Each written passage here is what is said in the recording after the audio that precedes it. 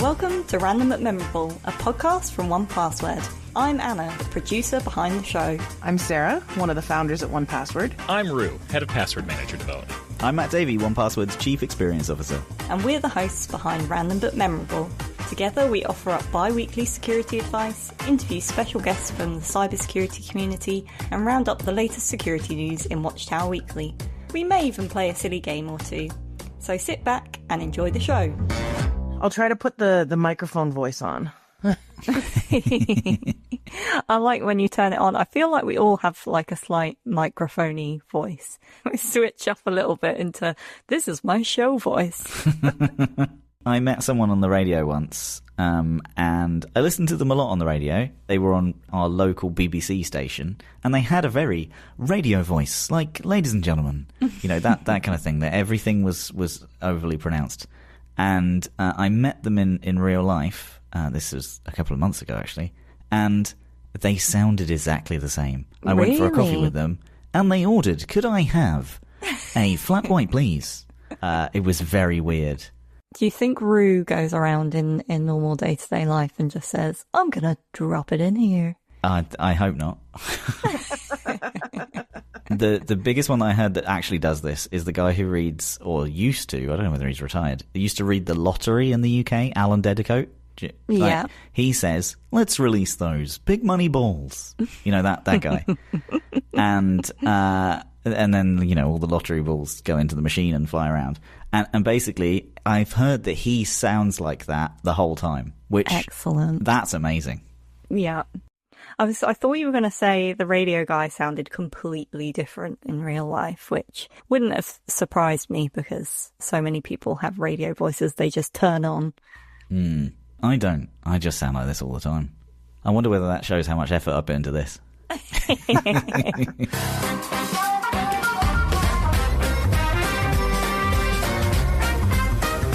All right, well, welcome back to the show, everybody. We have lots of good stuff going on in today's episode. Stick around later as we'll be catching up with Nick Steele from the product team at 1Password. Oh. Yes. We're going to be doing a deep dive into the state of passkeys now that we're well into 2025 and take you behind the scenes in some of the new standards that we've been working on. One that will make moving and sharing passkeys better for everyone. We are also going to explore how you can organize your 1Password vaults in Ask 1Password, along with plenty more good stuff. But for now, we'll hand it over to Matt, as we always do, for kicking off Watchtower Weekly. What do you have for us, Matt? So today, we're going to be exploring the topic of when factories go dark, the real cost of cyber attacks on manufacturing. This is well timed because I think Jaguar Land Rover went back to work the other day for the first time since August, right? Since their cyber attack. That's wild. Yeah, we're going to be digging into that a little bit. Yeah. So there has been a bunch of news stories floating around this lately, and I'm sure we'll get into many of them. But the one that I wanted to talk about first is a major brewing company headquartered in Japan. You might have seen this one, a ransomware attack carried out by the hacker group Quillin. Knocked out their ordering and delivery systems. And it wasn't just a slight hiccup. Most of their 30 breweries across Japan had to suspend shipments and pause production because the systems controlling the order, scheduling and distribution were disabled. Asahi warned that they could run out of their flagship beer in just a few days. Before I get deeper into the story, when I read the Guardian headline for this, it made things about to sound like Japan was going to run out of oil or something as equally bad, because the headline was, Japan days away from running out of Asahi Super Dry due to cyber attack. I know. Do we think it's a slight overreaction on the Guardian's part there, or is this a logical reaction to what is a major beer shortage? I'm going to go with slight overreaction. Because it might just be the Super Dry. maybe. Oh, yeah, that's true. It could, it could just be that. Asahi Dry is still available on tap. I think the underpinning from the Guardian headline is more around the one small hiccup and we're days away from no longer being able to do anything. It's clickbait, right? It sells. So. Yeah. I think if this was like a necessity, like, can you remember during the pandemic where we were all panic buying toilet roll and nobody had any toilet roll? If we were days away from running out of toilet roll, then I think the jeopardy in the headline would probably make more sense. The fact it's beer, beer's a bit of a luxury, isn't it? I'm assuming you both don't drink beer, so I mean, there we go. Yeah, not a drinker, and also gluten-free, so beer is like doubly bad for me, yeah. That was my point, yeah. So, Asahi makes more than just beer. For example, in a statement on Thursday, Family Mart, which is one of Japan's largest convenience stores, said that its Famimaru range of bottled teas were made by Asahi and were expected to be in short supply or out of stock. What would be most gutting to have a shortage of for you both during a cyber attack? Yeah, I'm a prepper. I don't know what to say here. This is where I'm like in the pandemic, like you were talking about, Anna, with the toilet paper. Like, I'm the person that has all these rolls of toilet paper at my house already in a closet. So I'm good. Like, so we have a very large pantry. Yeah, I don't know. I just spent the other night organizing to put salsa away because Dave makes salsa. So, I have like 400 jars of salsa right now, and I know he's planning to make another batch tomorrow. Wow. So, oh, that so sounds maybe a tomato shortage then. So. He grows his own. Oh. Yeah. Oh, full prepper. Wow. Yeah. Okay. Yeah. You're self-sufficient. You're living the good life here. I was completely in the opposite situation for the toilet roll shortage, I think you'd be in agreement with me on this one, Matt. I feel like tea and coffee, if there was a shortage of tea and coffee in the UK, I think, I don't know, us as a nation would crumble. If you think of the dependency on caffeine, it's a kind of a low-key addiction. So I think we'd get a lot of withdrawals across the country. I just, I don't know what to do with myself at 3 o'clock if I don't have a cup of tea. Yeah. It's just I know something's wrong. I have this like overwhelming feeling of like something is wrong. Yeah, a bit of a headache but then I realise, it's 3 o'clock and I haven't made a cup of tea yet. Yeah. That's so funny. I have a 3 p.m. cup of tea too. Everybody has a 3 p.m. cup of tea. Come on. So anyway, following the ransomware attack, the company later restarted some breweries manually or in a limited fashion. But operations and sweeping recovery are ongoing. But I think this shows like a stark reality that in manufacturing, the most dangerous breaches go beyond just stolen data. It's all about, the paralysis and disruption that they cause. Do you think that most consumers realize how vulnerable these kind of everyday products are to this kind of disruption? I don't think so. I think that people still think that people are behind manufacturing and the lack of automation, awareness, even at the grocery stores. I think if the little UPC scanners, the boopers, I think if those went down, we would even struggle to check out at the grocery store. I don't think the folks at the tills would know how to be able to manually enter in the product numbers, calculate how much you owe on something like that. I don't think people realize the level of automation.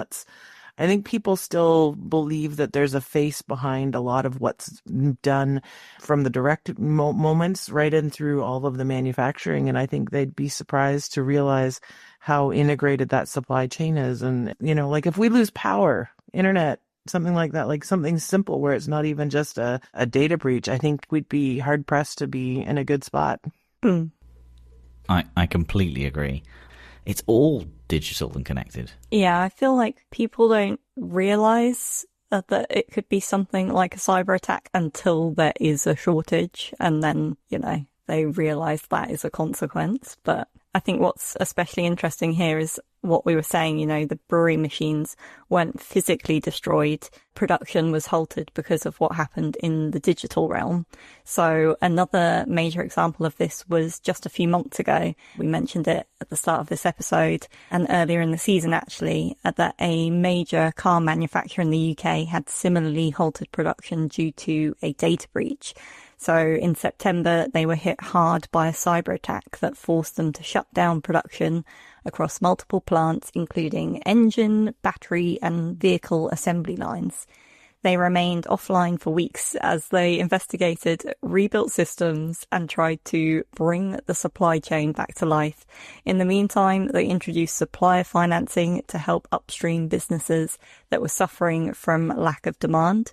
And specifically, the UK government has had to step in and provide a 1.5 billion guarantee for the car manufacturers' supply chain partners. This underlines how a single company can have a domino effect and impact other businesses.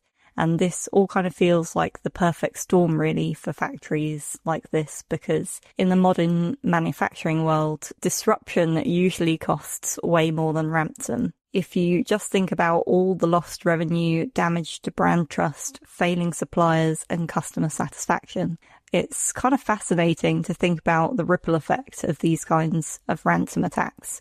I wish I could remember the name of the whole thing, but it happened, I want to say 2021. It was the boat that was stuck. Oh, yes, I remember. And then that disrupted a whole bunch of supply chain things, and everyone was like, there's a boat that's stuck. You can't get your toilet paper because of that. That's why your toilet paper is run out this time.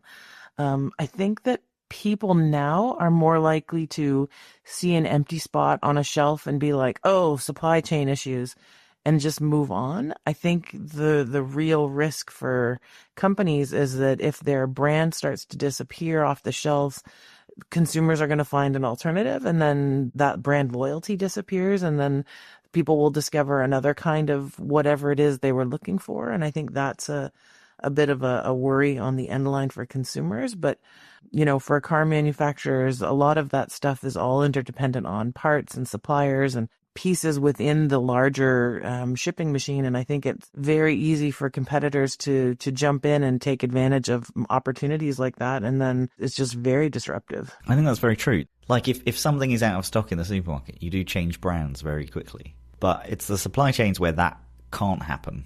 Infrastructure and that type of thing. Like those pieces, they generally run, you know, on very kind of thin timing margins. And like to just be like, oh, no, we can't do that now. It causes massive disruption. So I imagine the reputational cost is also really serious. Customers expect, you know, reliability, and interruptions like this can definitely erode faith. Plus, regulators, shareholders, they will all have questions about security oversight and resilience. And when we look at data, it's not just the fringe problem. The manufacturing sector is definitely being hit harder by breaches every year. Verizon has confirmed breaches in manufacturing surged 89% year over year in 2025. And in many manufacturing breaches, ransomware and malware are common attack paths, with IP theft or espionage becoming more frequent. Not only that, but an analysis by BitSite found that manufacturing is the most targeted sector for multi-years running, making up to 22% of attacks. And the Checkpoint, the 2025 CPR manufacturing report, says manufacturing entities globally face 1,585 incident attempts weekly on average, which is a 30% increase year over year. So this is definitely a trend and not just like some one-off cases. What do you think will be the biggest hurdles for factories trying to harden themselves to this? My guess has got to be legacy systems. Just whenever you've got any sort of older systems, you bring in something new on top of it. Okay, we're going to try this new software for shipping. We put that on top of this. Taking your factory offline for any amount of time impacts your production, impacts your work. There are real costs that come with taking a factory offline. So trying to take a factory offline to update legacy systems, it just seems like no, we'll just slap another piece of tape over that. It's fine. It's a patch. And then all of a sudden you've got all of these systems running, and you've got something with the legacy system where it just doesn't update to what it needs to. And then you end up with this hiccup with your new software. There could be, we don't want to talk about bad passwords because we all know everyone should be using a password manager, but the admin 123 password on the old software that's been used since, 1980 that comes on a floppy disk. For those of you who are now Googling what a floppy disk is, you're welcome. But I think there's a lot of that. And then just figuring out how all of these old systems are put together, and modernizing a facility isn't just about putting in something new. It's about fixing the old. And it takes a lot of time to do that, right? And oftentimes there's just not that sort of runway or cash in the bank to be able to take your facility offline and fix everything so that you can get caught up and ready to go. I also think from the technology side, if you look at other sectors, financial technology and things like that, the internal knowledge is there to understand cybersecurity and that type of thing, and how that might apply to both your internal tools and your external product. If you look at manufacturing, there's no precedent there for internal knowledge on cybersecurity. They would have to hire in specialists or work with agencies and contractors. And I bet the general cost goes up massively. And then it just doesn't become something that they prioritize because it costs so much. Mm-mm. Mm. Well, let's you think of we live in a farming area, so you've got all these farmers, and they're running all this equipment, all this kind of stuff. Like most farming families, you wouldn't think, okay, well, we need to hire a tech person, you to come in and run all of your systems, but everything is so programmed now, everything is so automated. There's so much going on, and so then all of a sudden to hire an IT professional to run farming equipment, it seems very foreign. So then you don't do it. And then it's now when things go offline, then you have to find a contractor on a short notice. And yeah, it's not what you think you need to have for the human resourcing side of things. And it's just a lot different than it used to be. With all that being said, I think one thing is for certain, that when factories go dark, the consequences echo far beyond the factory floor. Security in manufacturing isn't optional. It's basically critical and national infrastructure. I 100% think that manufacturing is becoming a new battleground. Things like supply chains, critical goods, economies, they all depend on these factories. I do expect, espionage, sabotage, geopolitical hacking to overlap more with conventional criminal activity here. Okay, well, with that scary stuff, let's not think about supply chain, but let's move into Crash Course. This is where we're going to break down those tricky security terms, or yet another mysterious acronym that we've heard floating around. Later in the show, we're going to be talking about passkeys, so I thought it would be great to unpack the topic of public key encryption.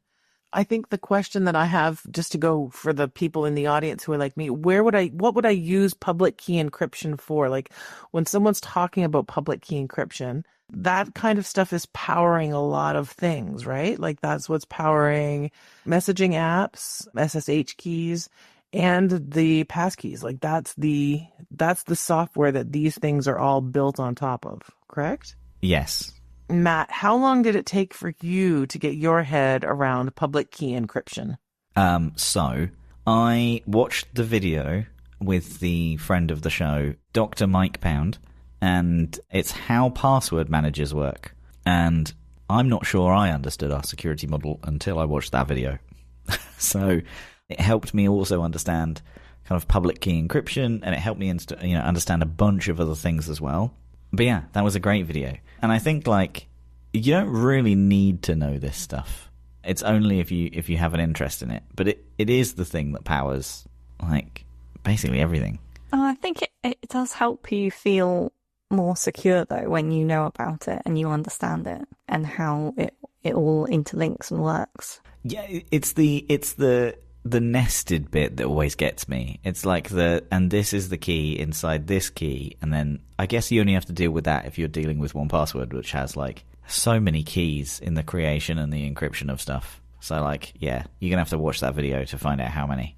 And I think that's the trick. It's like one of those escape rooms where it's like a layered key. Like if you put the key that you have in the lock, it's not going to work. You have to take the two keys at the same time, layer them together, and then put them in the lock.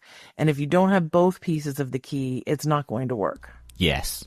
I think that's the piece that is there for the majority of implementations of this. But the unique thing that 1Password has is key generation inside of other keys that we can share some and not others.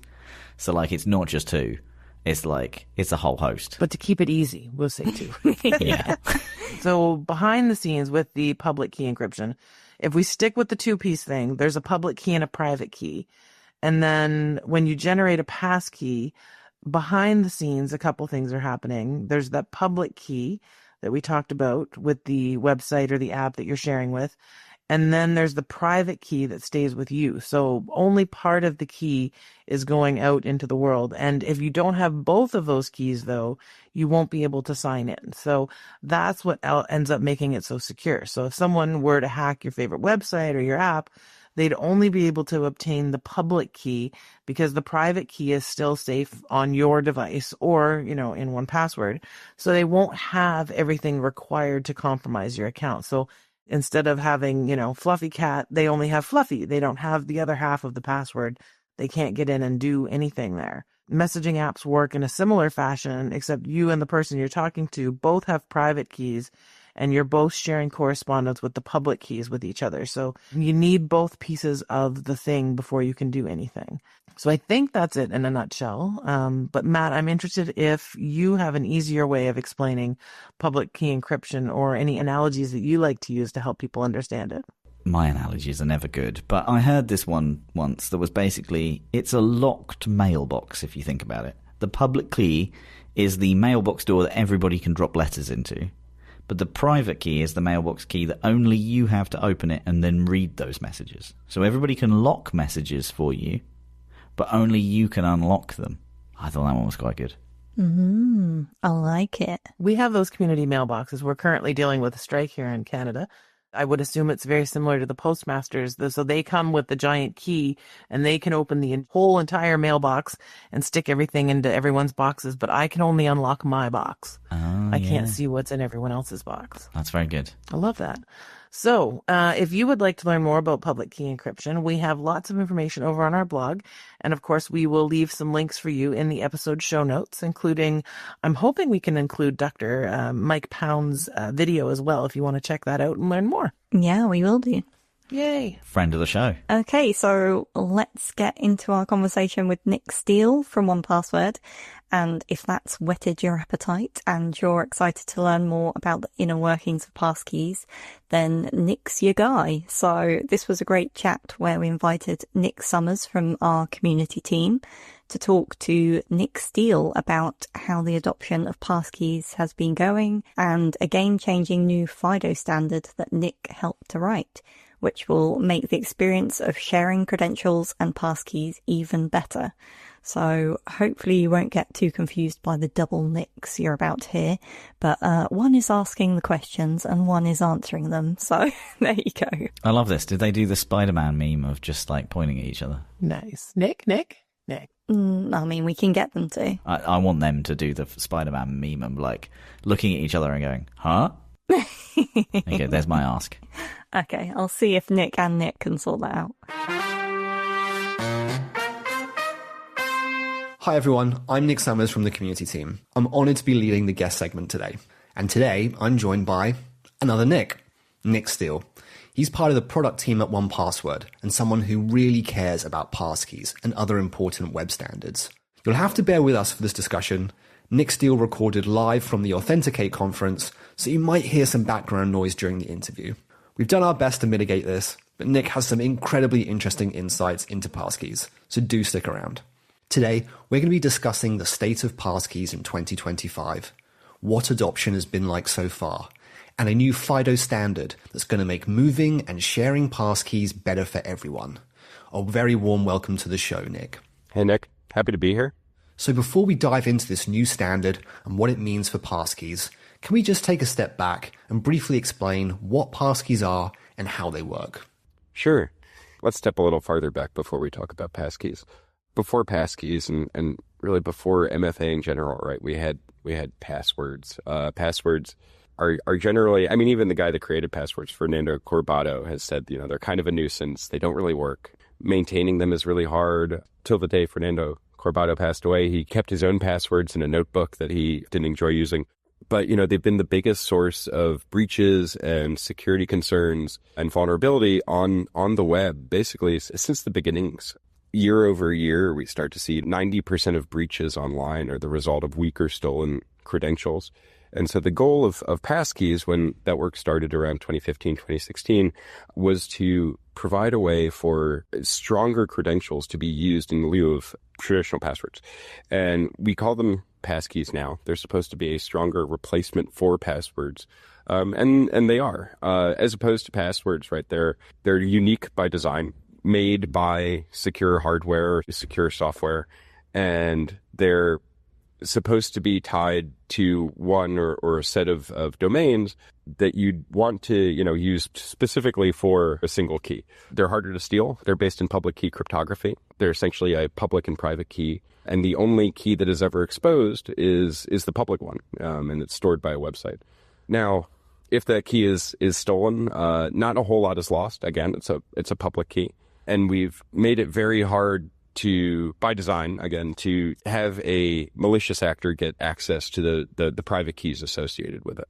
And we've done a lot of work over the past almost decade now to make sure that these keys are not only, stronger, better, unique, and really just a better experience than passwords are, but we've really helped kind of change the narrative around how login should be occurring and how it can be, not only simpler, but also safer. You just mentioned some of the security benefits of passkeys, but for the end user, what are some of the other major benefits of using passkeys? Sure. The biggest benefits outside of the security of it is the ease. Traditionally, right, in the best case scenario, users were using long and unique, random but memorable passwords. But in practice, right, that's not really the case a lot of the time. Folks not only have to try to remember and use all these different passwords, or more likely they're just using one, but they have to enter it. And sometimes that can be really, really easy, but a lot of the times it's really hard. When passkeys first got implemented on sites like Google, they saw a 91% reduction in mistyped or really failed credential login because passkeys were that much easier to use.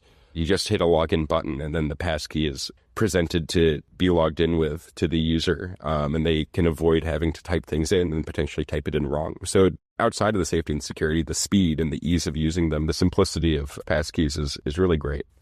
It's been a few years now since passkeys first came onto the scene. What has adoption been like so far?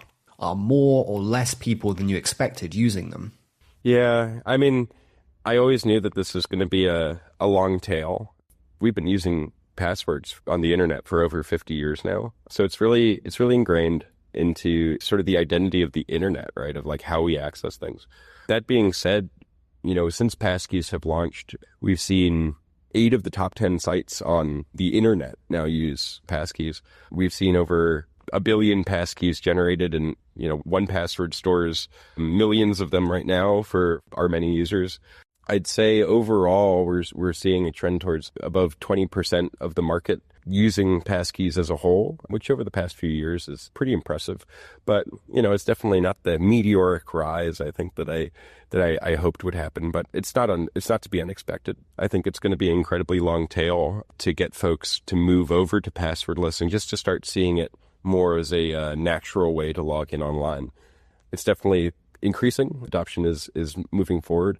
And it's also become much more natural in a lot of settings. When we think about how we log into things on mobile devices today, right, it tends to be biometric. It tends to be passwordless already.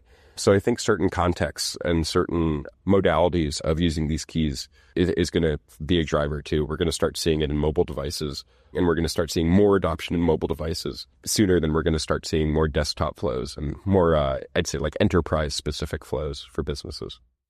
I think you're totally right in that it's going to be a slow burn. I'm curious, have there been any sticking points along the way that have made it difficult for either people or websites to adopt passkeys?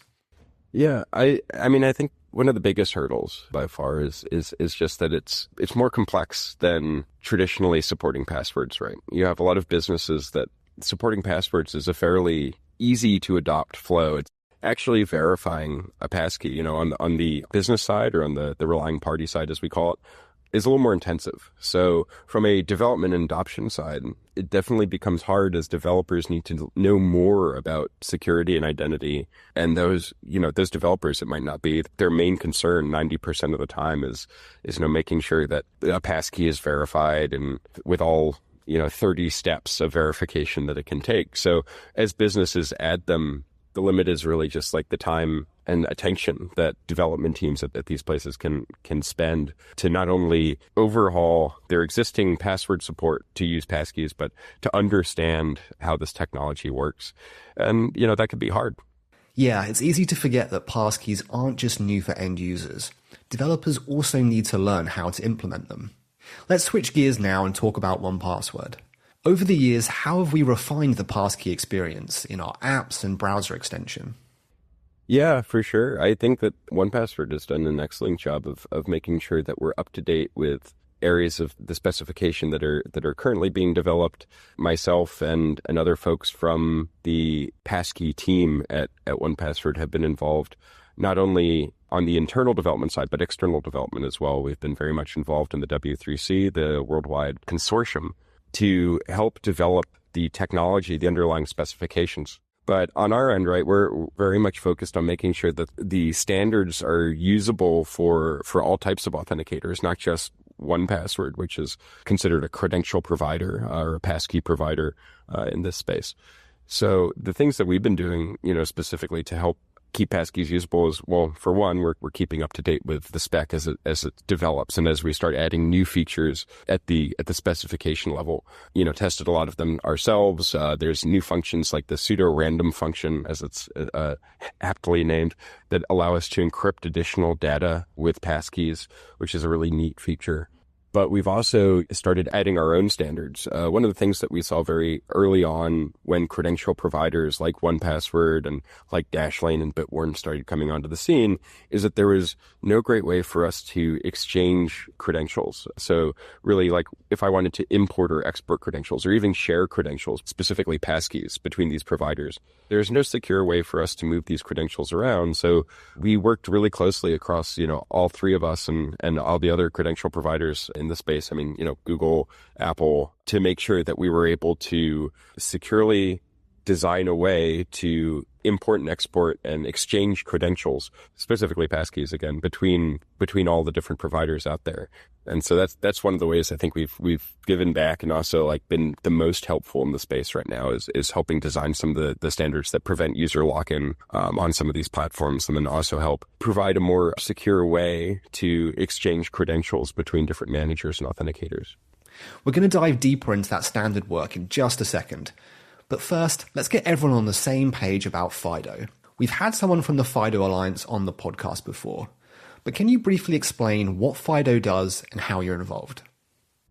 Sure. So the FIDO Alliance, or the Fast Identity Online Alliance, has existed for more than a decade at this point and was started by a group of security conscious or security focused companies in order to design specifications to help allow for better, quicker, more secure login and authentication for websites and for the hardware providers that allow for that technology and those types of protocols to exist. So you see groups like Yubico, Google, PayPal, 1Password, of course, alongside Dashlane and Bitwarden and the other credential providers, all in this space, working together to build the specifications to allow for more secure and simpler authentication and authorization online. So generally over the past 5 years, 6 years, we've been really focused on FIDO 2. And FIDO 2 is the collection of standards that help make passkeys possible. And it's really just two of them. It's the Client to Authenticator Protocol, CTAP, and WebAuthn. And WebAuthn is maintained by the W3C, the Worldwide Web Consortium. Oh man, it's still hard to say. And then FIDO maintains CTAP 2.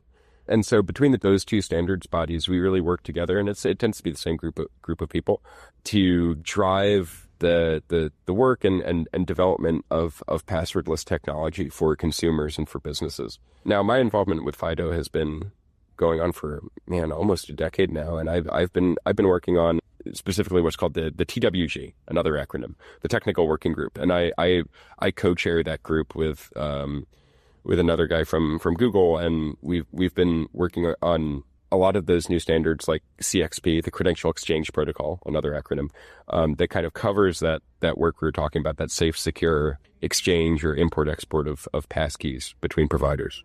Before we get to CXP, let's talk about the Credential Exchange Format first, CXF. Can you walk us through what that one is in principle?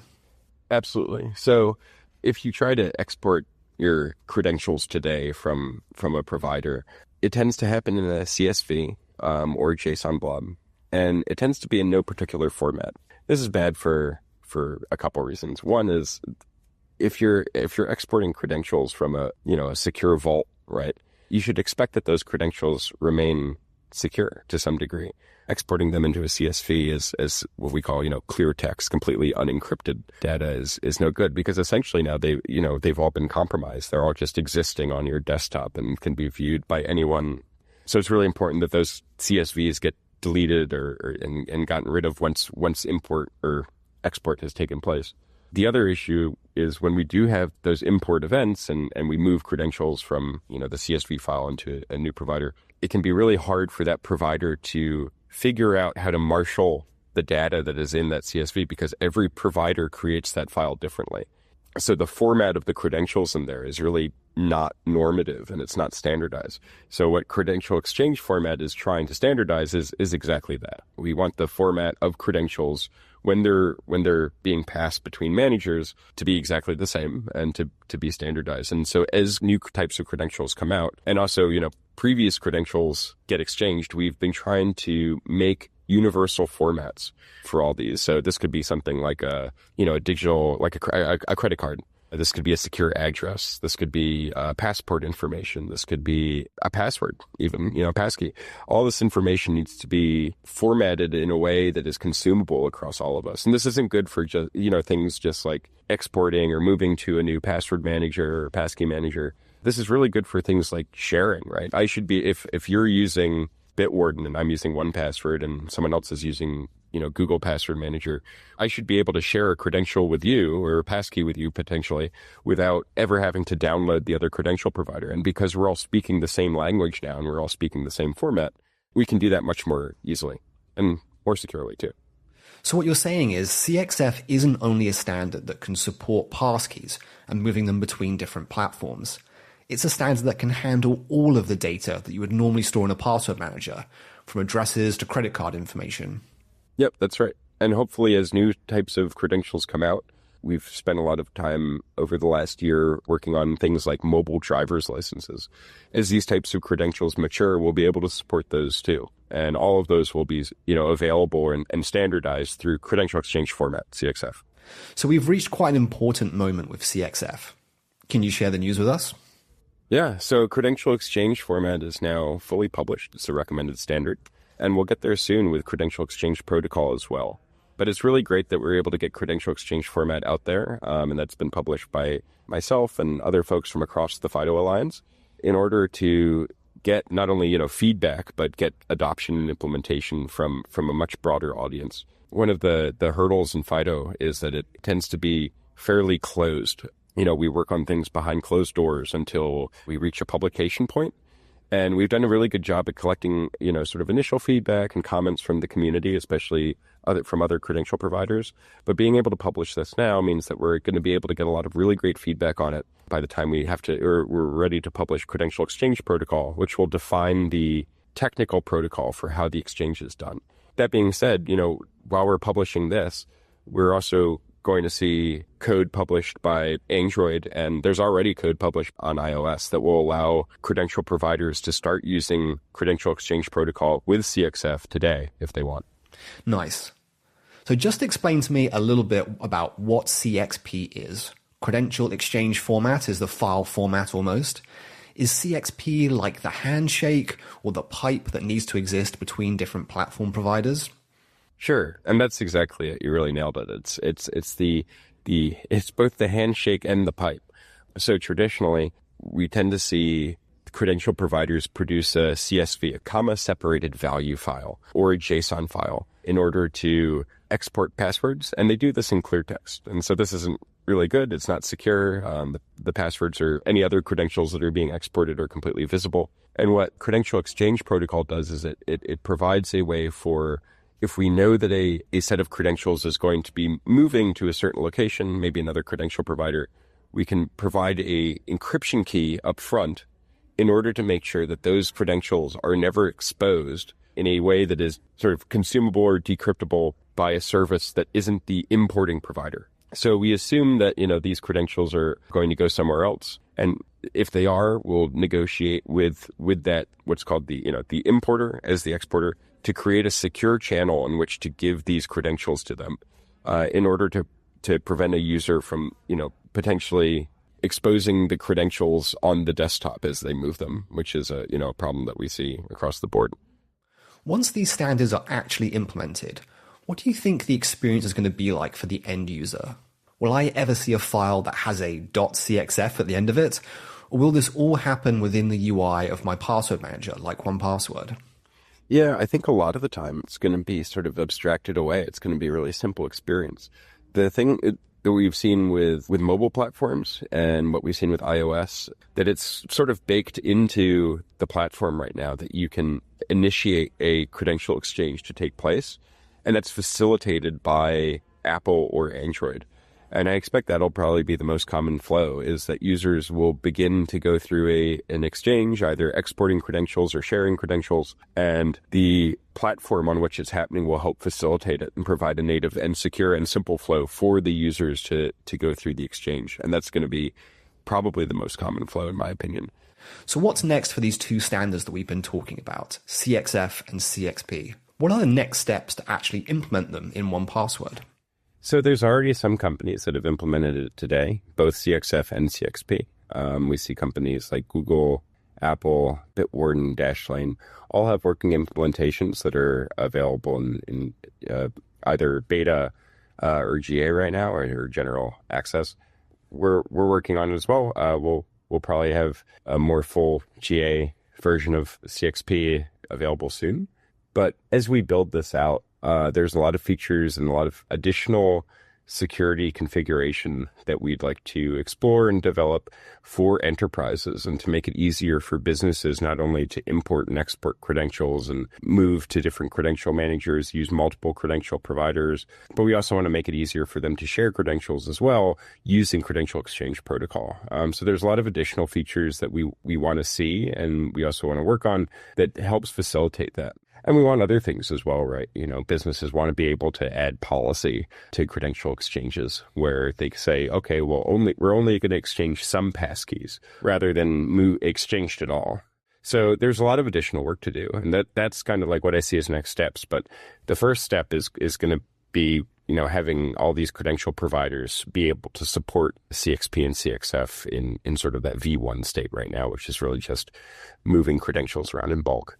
That's really exciting. So I guess the TLDR for our listeners is, 1, it's coming, and 2, please be patient. Yeah, we're not trying to lock you in, I swear. Beyond these standards we've been talking about today, what else do you think needs to happen for passkeys to truly go mainstream, and for our parents or maybe even our grandparents to be familiar and comfortable with them? Yeah, that's a good question. That's one I ask a lot, is, what's kind of missing from the equation or the adoption story right now? Because I feel like we've done a lot of work, especially at the FIDO Alliance, to help make adoption and make using passkeys less scary. When you sort of develop standards, right? And I've been developing standards for almost a decade now, through the FIDO Alliance and other groups. We generally try to solve for the 90% first, and then you try to solve in the next version for the next 90%. Then you solve for the 90% again. So the problems and what you try to solve for and what you try to develop in standards gets more niche, and it gets more focused as standards mature and as we move on. We really started broad. We just wanted to provide a way for passkeys to authenticate users, and that's good enough. So when we start developing these, especially now that we've hit version 3, what's called L3, level 3 of the spec, we've started to work on a lot more features that are helping provide that additional trust the biggest obstacle that I see in the near future around adoption, especially in those high assurance cases. So I don't think the hurdle is user focused. I think it's developer focused, and I think it's like business focused. So I think we need to make businesses, especially that have to adhere to certain compliance and regulation concerns, I think we need to help them get over the hurdle of using passkeys. And then they can provide it to users, because generally once a user has a passkey, they tend to love it. But it's just getting the businesses and, again, those developers, giving them the tools to help add it to their business, implement it in their business, and give users the option and the ability to use it. We've been talking about passkeys at quite a technical level, and we've also discussed the future of passkeys. Let's bring it back now to present day. What are some of the easiest ways that 1Password users can start switching to passkeys? Yeah, so I will say there's, I just gave a talk on this here at Authenticate of like what's new in FIDO2 and what's new with passkeys and WebAuthn and all these standards that are involved. One of the things that's coming out that I'm really, really excited about is passive passkey enrollment. Another hard word to say, but the idea that, users are going to be able to start going to sites and then have that site upgrade them to a passkey without doing anything in the meantime. But until that starts seeing more adoption, what users can do today without that passive enrollment is generally sites that support it. And there's tons. Google is a great example. If you have a Google Workspace account, you could enroll a passkey today. In fact, you might have already gotten a prompt to do so by Google. And you can go into your security settings and you can add a passkey. Now, ideally, right, like I would love for the flow to just be that passive upgrade, and you don't have to go down into your settings, add a passkey, and go through the security settings. But that tends to be the main entry point today. So most sites will tell you if they have passkeys or passkeys are available for use. But if they don't, you can check out your security settings and see if you can add a passkey today on a lot of sites. It'll definitely work on sites like Google. And, you can add it to your Gmail account if you'd like to use a passkey with that, and then use it across all your Google accounts. Is there anything else on your passkeys wish list? Personally, I can't wait for the day where I can sign up for any account and just have a passkey. So I don't need to have a traditional password as a fallback option. I'm with you. The no password fallback, I think it's a scary step, though. I think, a lot of the developers and sites that I talk to are really scared to take that next plunge, right, of going and saying, okay, no passwords at all.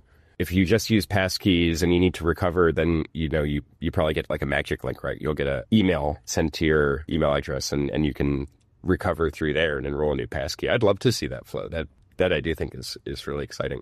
What I can't wait to see is passkey assertion is like incredibly streamlined to the point where all I have to do is click essentially one button, log in, and I'll be logged in, and that's it.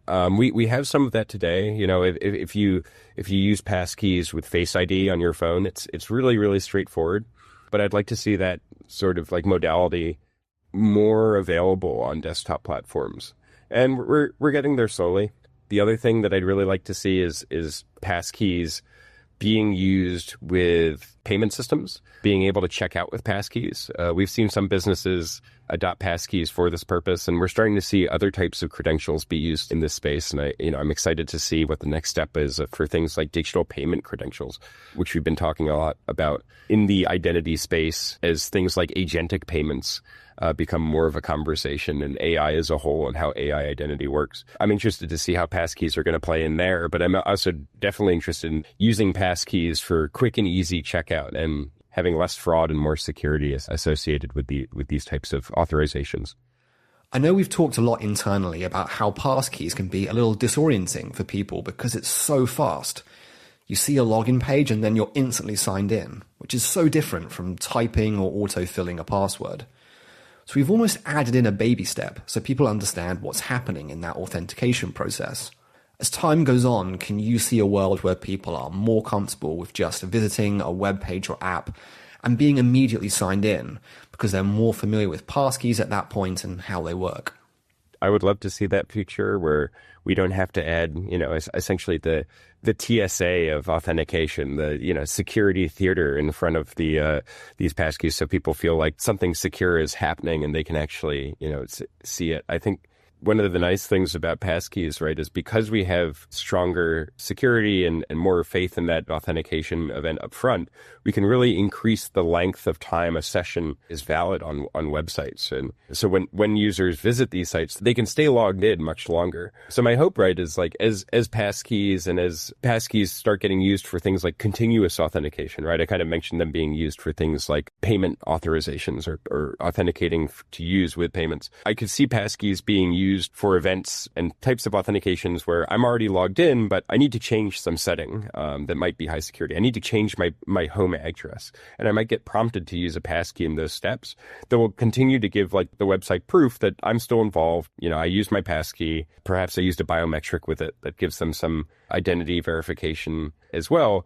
But, you know, I can continue to basically have this long-lived session, and every now and then I might have to use a passkey to do something secure, but it won't just be associated with just user login. Those sorts of sessions may actually decrease in how often we see them, because how users visit websites and use passkeys with websites will change. So I want users to become more comfortable with using passkeys and not just login events, but also, you know, like log in less, because we trust that the login was done securely with a passkey initially. Yeah, I absolutely love that. All right, let's wrap this all up in a nice little bow. Where can people go to learn more about these new FIDO standards we've been talking about today? And also passkeys and 1Password in general. Sure. So if you want to mess around with like passkeys and WebAuthn, which again is one of the protocols that's associated with passkeys and FIDO2, I'd recommend checking out a website that I used to maintain, now my friend Matt Miller maintains, called webauthn.io. This is a quick and easy way to test out how passkeys work and what they look like in practice. And you can also check out passkeys.dev. Passkeys.dev is a site that is made by myself and others, Tim Capali, Matt Miller, and the FIDO Alliance, in order to help developers implement and adopt passkeys. There's a lot of tools in there, and there's a lot of documentation on how all these standards work and how the technology works. So I definitely recommend that. 1Password also maintains passkeys.rs, which is our own Rust library, which will help developers run passkeys. If you're using Rust today and you're interested in implementing passkeys, then I highly recommend using that library. And myself, I help maintain Go WebAuthn. That's the Golang library for WebAuthn, and that's available on GitHub. I would add to that list passkeys.directory, which is an amazing website where you can see which websites and apps currently support passkeys. Well, Nick, thank you so much for jumping on the show. Enjoy the rest of Authenticate Conference, and we'll speak to you soon. Thanks so much. Happy to do so. Have a great rest of your day. So with that interview done, now it is time for Ask 1Password, where we ask all of our listener questions. Agony Aunt Rue is otherwise engaged this week, so we'll put in our budget stand-in, Great Uncle Matt. Oh, Great Uncle Matt. I mean, I don't love that. It's not even alliterative. I don't love that either. Oh.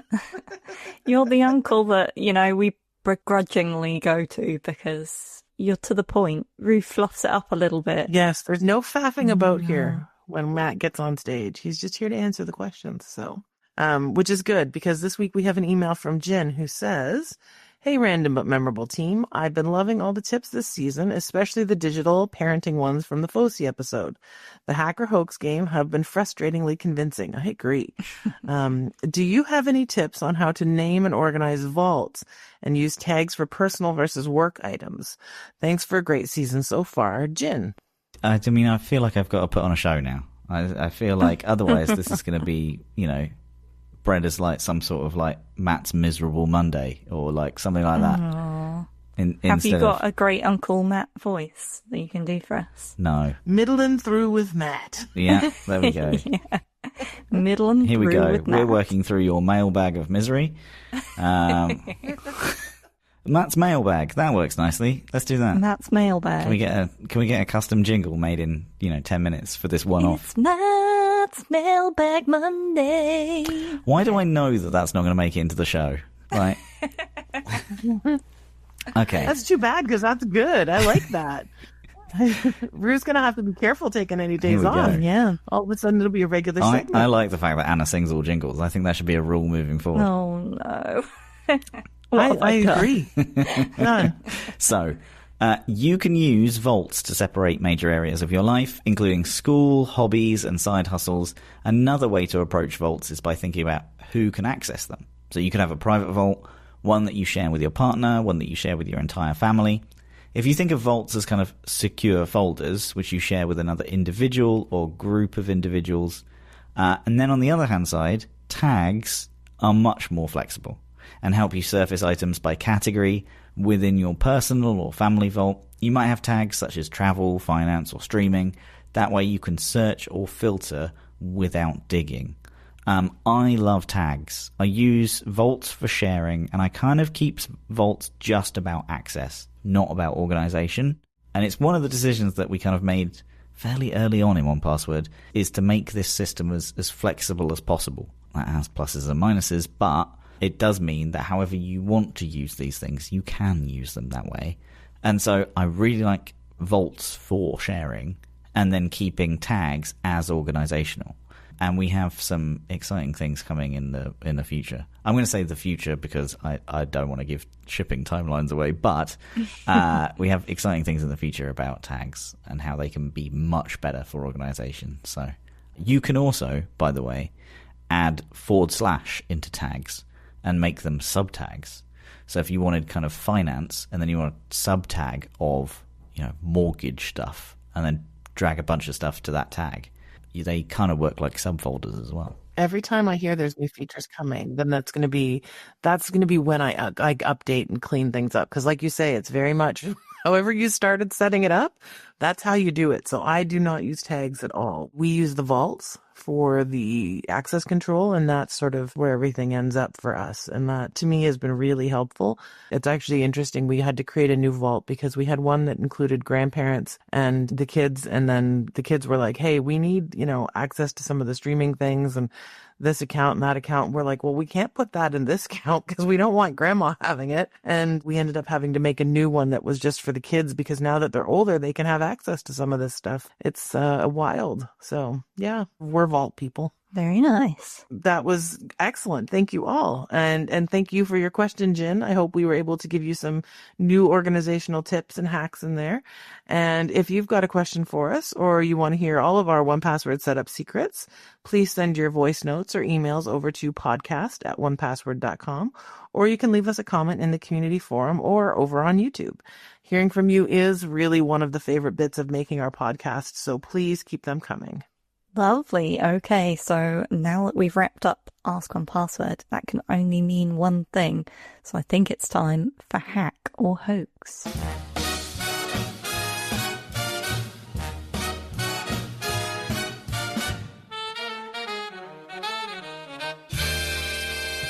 There you go, a jingle not sung by me. So if you're tuning into the show for the first time, here's a quick rundown of how Hack or Hoax works. So each episode, we read a short and curious tale from the world of cybersecurity. It could be a real hack that passed us by in the news cycle, or it could be totally fabricated for our own amusement. So your job, along with ours, is to figure out, is this an actual cybersecurity incident, or is it completely made up? Is it a hack, or is it a hoax? So let's get started, shall we? In 2021, a Texas court case went viral when a lawyer accidentally showed up to a Zoom hearing as a talking cat, thanks to a stuck video filter. The internet laughed, but another case, less funny, happened soon after. During a high-profile deposition during the pandemic, a hacker allegedly broke into a law firm's Zoom session, disguising themselves as an opposing attorney. They didn't disrupt the hearing. Instead, they quietly recorded sensitive testimony and then leaked it online. The firm claimed Zoom had been deepfaked, but the truth was simpler. Stolen credentials and poor meeting security had left the door wide open. So is that a hack or a hoax? Oh, that's a really difficult one. The only reason why I think that's a hoax is because I think if it happened, I don't think it would make the news. Really? Yeah, it's really mundane. Like, they got in and recorded stuff. I bet that happens all the time. I've done jury duty. I know what most of these things were built on. They're just Zoom calls. And, like, no one's looking after the security, really. No one's taking attendance. No one's watching. Like that. You're right, Matt. Like, the hard part about this is not whether or not it's happened. It's because it probably happens all the time. It's whether this instance happened, yeah. But did they leak the testimony online? Surely you would hear about that. I'm going to say it's a hoax. And I'm not saying that because I don't think it's happened. I'm saying that because I don't remember reading about anything that has been leaked. I'm going to go the other way, and I'm going to say it was a real hack because I'm wondering about some of the celebrity trials and things like that, where I wonder if there was something along that, and that's where it is. But oh yeah, that's true. This really could go either way. Maybe it was the Wagatha Christie trial, or the Johnny Depp trial. That was a big one. Okay, so I can reveal. Yes, the one of you was correct again. It was a hoax. So this was fake. But while Zoom mishaps are real, this didn't actually happen. But Zoom bombing and meeting hijacks spiked dramatically in 2020 and 2021 during the pandemic when everyone flocked to the platform. So, yeah. I bet you if I Google this hard enough, I could find a real case and prove that I got this right. You probably could, to be fair. Yeah. Okay, that is another show over and out. But before we go, I wanted to ask, if you are loving the season so far, please quickly leave us a rating or review. We don't ask for reviews very often, but it really does help the podcast grow and reach new people. All of these things are built on algorithms and stuff. It should only take a minute or two of your time. And if you want to discuss anything from today's show, you can head over to onepassword.community or comment on today's episode on YouTube. When I asked for reviews before, which was a long time ago now, I think I asked for something silly, didn't I? Am I not allowed to ask for that anymore? You can ask for something silly. You were in a bathtub, I think, having snacks or something. What did I ask for last time? Something about how the podcast makes you fall asleep. Oh, yeah, that was it. We got quite a few reviews coming in, like, the soothing dulcet tones of Matt's voice makes me fall asleep. I really like the idea of people coming up to the podcast and being like, oh, this is a weird set of reviews. What are you going to ask for this time, then, Matt? I think that people should say that Rue has a really loud horse in the background, and that he should, like, quieten that down. Okay, but give us 5 stars. I really like the please, podcast. Yeah. But please, Rue's horse needs to be quieter. Less clippity clopping from the horse in the background. Yeah, just the clipping clopping is all over the show. Like Anna is unable to edit this out. It's just a very disturbing horse. That's what happens when you podcast horseback. Yeah. And we won't tell Rue, so when he next does his review of the reviews, he'll be like, what? Oh, I very much enjoy that. Yeah. Why am I on a horse? Why aren't you on a horse? Yeah. Really? Okay, well there we go. We can blame it on him accidentally bumping into his microphone, which he does all the time as well. That's because of the horse. It's hard to control your depth. Please send us your best horse-related reviews. That would be much appreciated. Nice. All right. Love you, bye. Love you both. All right, love you, bye. Speak soon. Bye. Bye-bye. Bye. Thank you so much for tuning in this week. If you're enjoying the show, we'd love it if you could subscribe to the podcast on Apple Podcasts, Spotify, or wherever you listen to your podcasts. You can also leave us a rating or review. It's one of the best ways to support the Random Memorable podcast, and we always enjoy reading your feedback. We're also a community-led podcast, so if you have any questions for us to answer in Ask One Password, topics, requests, or even guests that you'd like to hear from, please send us a message to podcast@onepassword.com. We read all of your comments and look forward to hearing from you. We hope you join us next episode for plenty more random moments in the world of cybersecurity.